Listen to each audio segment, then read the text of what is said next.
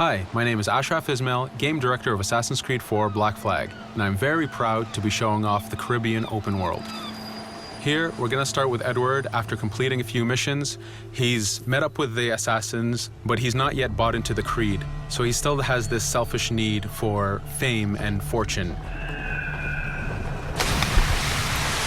Edward is one of the most unique characters we've created for the Assassin's Creed universe. He is a man who is still trying to figure out who he is in life and what he wants to get out of it. At this point in the story, he still wants that fame, so one way to get it is to complete these assassination contracts. This is a way to make money and to gain a bit of notoriety. So here we go. We have 2 targets to take out, 2 Templar brothers.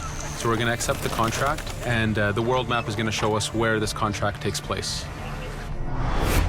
So we see here that the contract is actually very close to us. It starts in the village we're in, but as we zoom out, we want to show you the world that we have. Many locations, over 50 locations, centered by Cuba, the Bahamas, and Florida up north. This is a massive world. There's a lot to find and do in this Caribbean Sea. But now we'll get back to the Fisherman Village and go after our targets. The Fisherman Village, it's one type of location in this world. It's really here as a convenience to the player. This is where you can start missions, where you can shop to upgrade Edward and the Jackdaw itself. It's really about the mood and the ambiance of the Caribbean Sea. In the distance, we have a tavern that we're approaching. Taverns are places where you can hire crew, play mini games, drink if you wish. But for now, we're going to focus on the targets and take them out.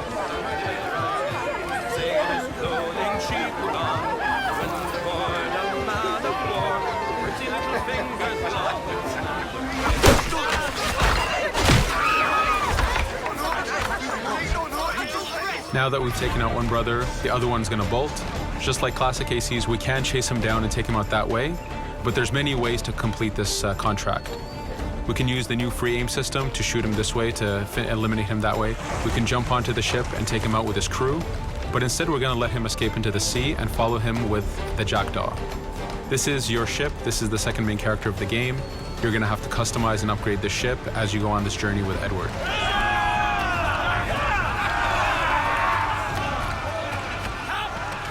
We've seamlessly gone from a ground chase right into a naval chase. We could destroy the ship and complete the contract that way, but instead, using the spyglass, we can see that he's carrying a lot of rum. Rum is important in the economy system. It's one way of making a lot of money if you sell it properly. So instead of destroying the ship, we're going to plunder that ship. Fire! Here you can see the upgrades that we've made into the naval combat. Using the front cannons, you can shoot chain shots to slow down the ship. Using the new round shot mechanic of trajectory aiming, you can aim for the hull and do a lot of damage this way. This specific enemy is what we call a frigate. Frigates are the type of ships that you need to destroy as fast as you can, because the longer the fight lasts, the more damage they're capable of doing. We have other enemy types like the Charger or the Man of War. The Man of War is a massive ship capable of carrying over 100 cannons. These are ships that you really need to upgrade to be able to face. But now that this frigate has been demasted, we can start the boarding. Boarding, it's very important. You are a pirate. This is how you gain cargo. This is how you take on ships. So here we can start the boarding from any orientation or angle we wish. The distance even matters. If you get too close, the 2 crews will just jump right into each other. If you start a bit further, you can jump in the water and go in for a sneak stealth attack. We have 2 objectives to accomplish for this boarding. We can take out the captain, and we need to take out some of his crew. So using the swivel gun, we will efficiently take out a lot of the crew. And now we'll go for the captain using Edward's navigation abilities. Here, again, using the new free aim system, we have a dangerous enemy on the other side taking out our crew. We can easily take him out with a headshot. So what we see here is that 2 ships have come together to create this 3D environment where, using your assassin abilities to navigate, to be stealthy, you can take the advantage and get the kill by surprise. Now that we've taken out the captain, we still need to take out a few of the crew members to complete this boarding. Now that we've plundered the ship, we're going to gain that rum that we saw earlier, but we're also going to gain ammo and crew members and some gold. With every boarding, there's 3 options that you can do with that ship. You can gain crew members, you can send the ship to your fleet if you wish, or you can salvage a ship to repair the Jackdaw if you took too much damage in the fight. In this case, since we did well, we're going to send the ship to our fleet. Now that we're back in the Caribbean Sea, we needed to make sure that every minute something is being advertised to the player, something new for the player to do. In this case, we have this uncharted location. These are what we call playas. We have over 75 of these in the Caribbean world. Every playa has something very important for the player to find, something that will help in upgrading Edward or the Jackdaw. So it's in your advantage to explore these locations.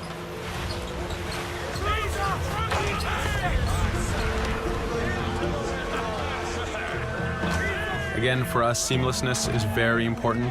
We needed to be able to explore this Caribbean world without having too much interruption in the action. So being able to just let go of the wheel anywhere we want, jump into the water, and swim over to that location. This is very important for the mood and the immersiveness of this Caribbean open world. Here, as we get on the playa, in the distance, we can see that there's a faction battle. But closer to us, we can see that there's this poor drunken sailor who's passed away. But being a pirate, of course, we're going to loot his body and see what he has for us.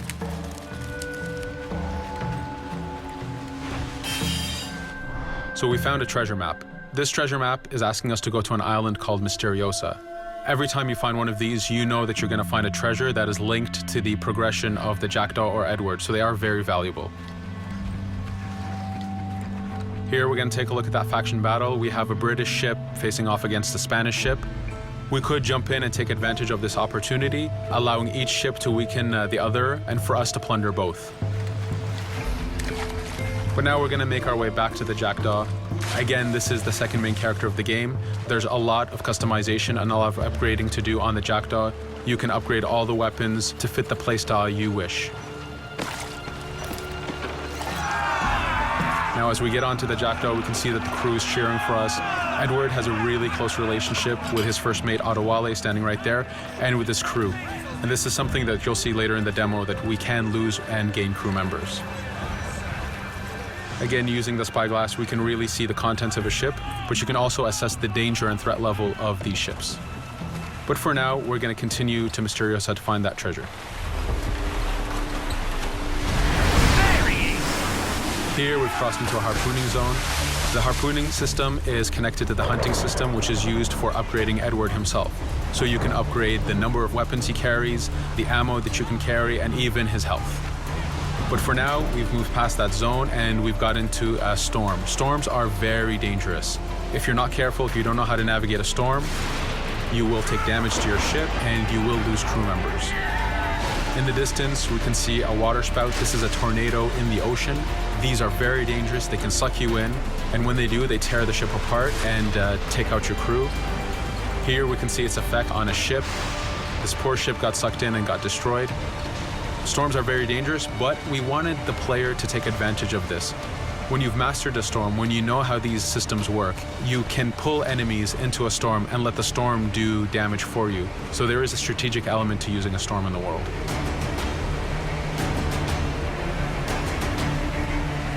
Here we can see that the storm is dying down a bit, but there's still this torrential downpour. It was very important for us to get the real mood of and atmosphere of the Caribbean in the weather cycles and in the daytime cycles.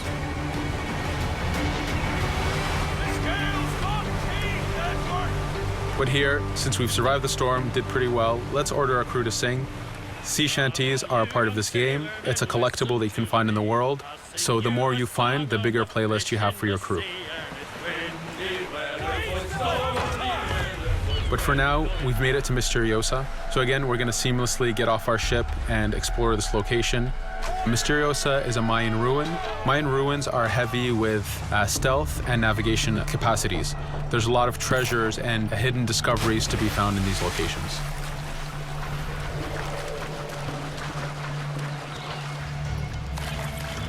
If we recall the treasure map, the treasure is hidden behind a temple. So just by quickly looking around, we can see that temple looks about right. So that's our objective. We'll head there. As we go this way, we can see there's a lot of guards on the beach. We could go in and fight them if we wish to, but to show off that this is a mini open world, we're going to try to find a different route to get to our objective. Here, we've seen a guard. We don't want to alert him, and we don't want to alert the guards on the beach, so we're going to use our stealth ability to take him out silently.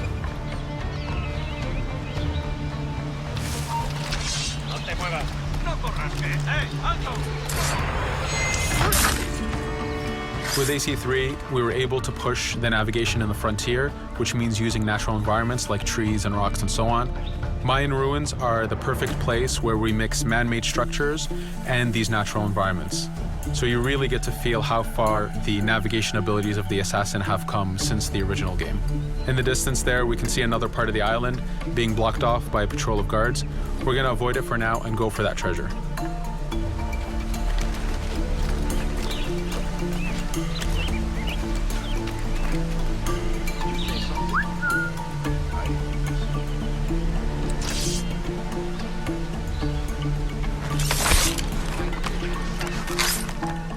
It's important for us to be able to give the players new tools, specifically for stealth. In this case, we have the blowpipe. Using the berserk darts, you make your enemies go crazy. Effectively, this means that they'll attack anything and everything in sight, including their own friends, animals, or Edward if he was in the way. So you do have to be careful with how you use it. But now that we've caused a distraction, if we happen to fall down there, at least there's already a bit of damage done for us. But using our navigation skills, we're able to get past that area without any trouble. There in the distance, you can see the jackdaw placed exactly where you left it when you got onto this location. It's really important for us to show the beauty of this Caribbean world. The Caribbean has some amazing vistas, and we pushed ourselves to replicate this in the game.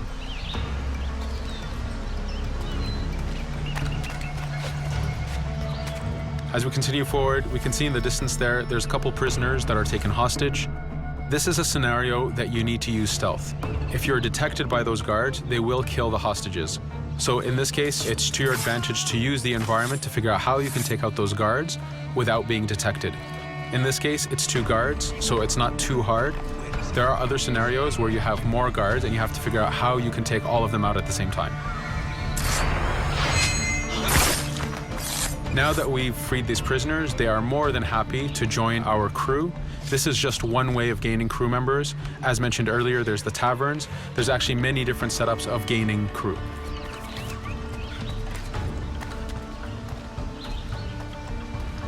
Here, we're going to go back to the treasure map. We can see that the treasure is actually behind the temple near a fountain. So if we just look around, we can see that it's around here.